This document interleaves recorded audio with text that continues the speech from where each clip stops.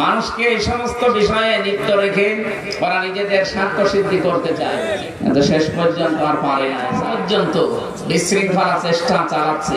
সাবধান থাকবেন, বিশৃঙ্খলা তৈরি করে আপনি পার পাবেন না। দেখেন এটা বাস্তবতা আছে। আমি 16 সালে একবার হজে যাবার পরে কাবা ঘর তাওয়াফ করে দেখলে উপরে একটু দেখি ঘুরি, হঠাৎ দেখি আমার পেটে ব্যথা। পুলিশকে ডাক দিয়ে বললাম, ইয়া আখি তার এদিকে আসেন ভাই। ওর ভাষা দিয়ে আমার জিজ্ঞাসা করছে, বললাম এখানে আমার পেটে ব্যথা করছে, ফার্মেসি কোথায় একটু বলে দেন। উনি আমার ফার্মেসি না দেখিয়ে বলছে, ইয়া হাজিউল হুজ্জাত আইনা বিলাদুকা, হাজি দেশ কোথায়? যে তুমি বাংলাদেশ থেকে এসেছি। এবার ওর ভাষা দিয়ে আমার বোঝাচ্ছে, হাসি আপনি জানেন না এটা কোন জায়গা? না তো। আবু জাহেলের বাড়ি। আপনি এখনো পায়খানা না করে দাঁড়িয়ে আছেন, তাড়াতাড়ি করেন। পায়খানা করে দেখি আমার পেটের ব্যথা ভালো হয়ে গেছে। আল্লাহ যেন আমারে বোঝাতে চায়, হামসা এত কষ্ট করে এত টাকা খরচ করে আসলে 6500 কিলোমিটার দূর, আর শয়তানের বাড়ি পায়খানা না করে চলে যাওয়া, তাড়াতাড়ি করো। আমার তো মনে হচ্ছে সারা বাংলাদেশে জালেমদের বাড়িগুলো ঠিক এখন ওই রকম অবস্থা হয়ে গেছে। আজকে সকালের পত্রিকা দেখেছেন ঢাকার ওই বাড়িটা এত আবেগের জায়গা, অনেকে সোমা খেতেছে, অথচ সে বাড়িটা এখন দেখেন গণ টয়লেট। আজকে ছবি দেখলাম 4-5 জন করে দেখলাম, এদিকে এদিকে এদিকে, মনে হচ্ছে যে জামাত বদ্ধ টয়লেট চলছে। এটা আল্লাহ এমনি করে, জালেমদের জুলুমের কারণে করেছে। কথা বলে না কেন? বলেন তো এখানে শিক্ষাটা কি? এ পর্যন্ত ছিল জালেমদের, এরপর একটা আমাদের জন্য।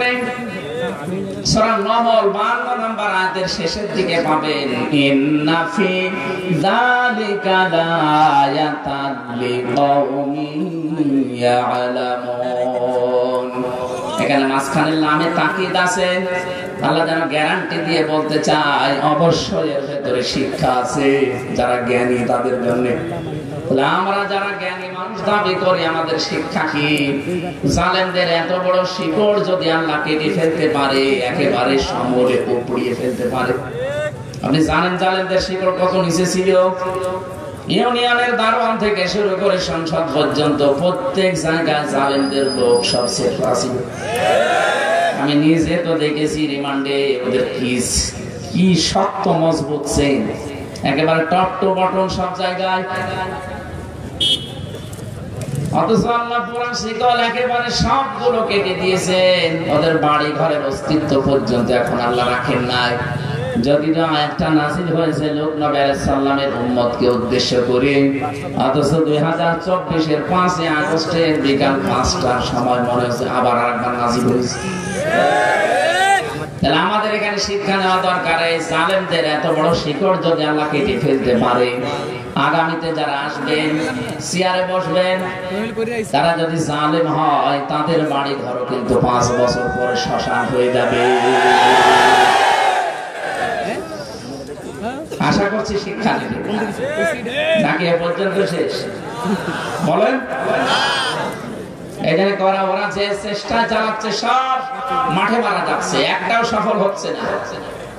আর আপার কথা তো কিছু মানুষ আমরা দেখতে পাই, এরা উস্কানিতে পা দিয়ে এখনো পর্যন্ত বিশৃঙ্খলা চেষ্টা চালাচ্ছে। সাবধান থাকবেন, বিশৃঙ্খলা তৈরি করে আপনি পার পাবেন না। দেখেন না গোপালগঞ্জের মানুষের অবস্থা, পেছনে পিটিয়ে বাঁদরের মতো লাল করে দিয়েছে। ওই কয়েকদিন সন্তান গোপালগঞ্জ থেকে ঢাকায় কেউ গেলে, বসে গেলে 300 টাকা, দাঁড়িয়ে গেলে 1000 টাকা।